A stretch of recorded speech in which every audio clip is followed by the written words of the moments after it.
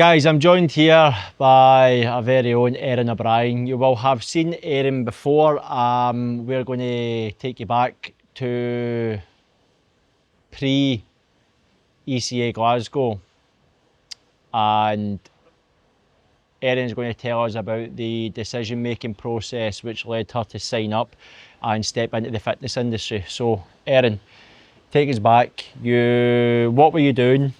And what made you decide that you wanted to step into the fitness industry? Probably first and foremost? not much. Obviously I had Riley and then massively struggled with my weight, with my activity levels, and then that obviously affected my mental health as well. So it was just a pure downward spiral. And then I saw a few posts that you were doing for Fitness Factory, reached out, and it was Chris that gave me a phone. And since that phone call, I've just came right in, and that was when I had my own weight loss transformation. So, is it fair to say that the journey that you were on for your own personal gain, physically and mentally, was the kind of catalyst that then led you into stepping into the fitness industry? Aye, massively.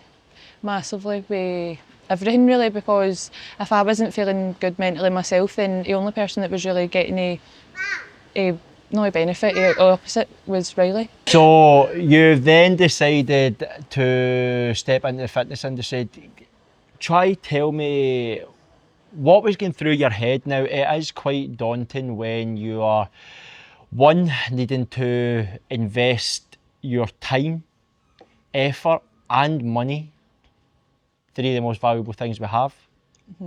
But also doing that while you are a single mother trying to take care of your child. What was going through your mind at that time? And tell us, what was your kind of biggest fear when you were starting? Well, fear to start my fitness journey was exactly that. Do I have the time? Do I have the money? Do I have the commitment? Because again, being a single mum, all my time, all my money, all my effort goes on him. So to feel that selfish at the very start of it, to take that away from him, to put it in myself, was massively scary. But at the same time, it was only him that was getting the repercussions. I mean, no, doing these things for myself. So do you feel that there has been improvement in the quality of your family life since you invested that time, effort and money into becoming a trainer? Well, I feel like if I never started working on myself first to even get a PT part, then my mental health would have went right down even more. I wouldn't have done this, which I wouldn't have then had the oomph. Basically, I felt just flat and depressed. But now being so much more motivated, I feel like I've always got a wee spring in my step now when I'm walking about. There's never any kind of dull days, and I feel I'm in a better position with Riley, being able to run my house, being able to run my businesses, and being a lot more active. What were you most sceptical and most worried about? Failing, not getting clients, and it just falling flat on its arse, and any thought of my life going back to where it was at the start before any of this. Hyping yourself up and then finding that no one was interested in the service that you were running. Probably what 99% of people who are joining the fitness industry will feel. So fast forward, tell us now, how is your business going in your own words? I would say it's actually going really well. I feel really connected with all my clients. They're all kind of in a similar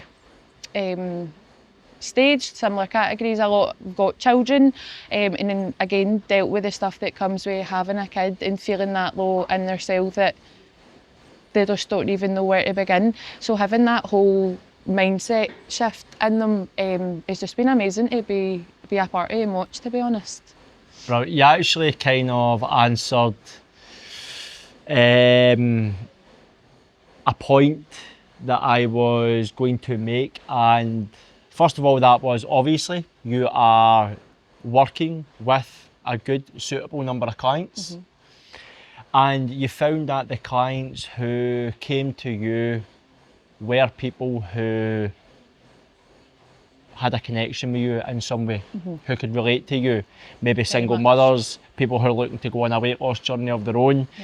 Because I feel like, and I don't know if you'll agree with me or not, but when new trainers are coming on the scene, they'll maybe look at more experienced trainers like myself, like Chris and all other experienced trainers out there, and think, who would want to train with me when they can train with them? Aye. And we have seen from your clientele that people will go to where they have a connection. For example, as we just mentioned, I'm not a single mother, obviously. Never have been, never will be. I also haven't had to go through a weight loss journey of my own. All right. So there you go. There's two key valid points that if people are in a similar, are feeling like they want someone to lead them along their journey, but who have had similar experiences, then regardless of the experience that I have in this industry, I'm not the right type of trainer for them. You, new and fresh on the scene, inexperienced as you were, you were the perfect suit for them. So would you be happy to say that people came to you because they could relate to you? Aye, massively, massively relating, because as I said, it is all mainly people that have had children and that were struggling with that and going through their own weight loss journey as well. The only thing that I've done different is come to this position to then help them through it.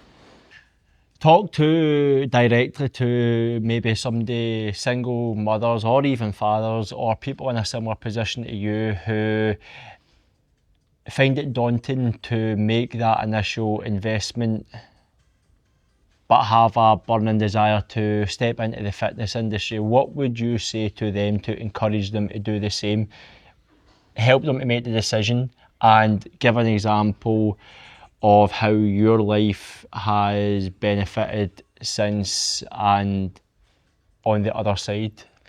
Well, I would just say do it. Like, I know everybody says just do it, but honestly, for the difference of my life, the way it was before I joined a Fitness Factory or done any sort of kind of training to the way it is now is massive.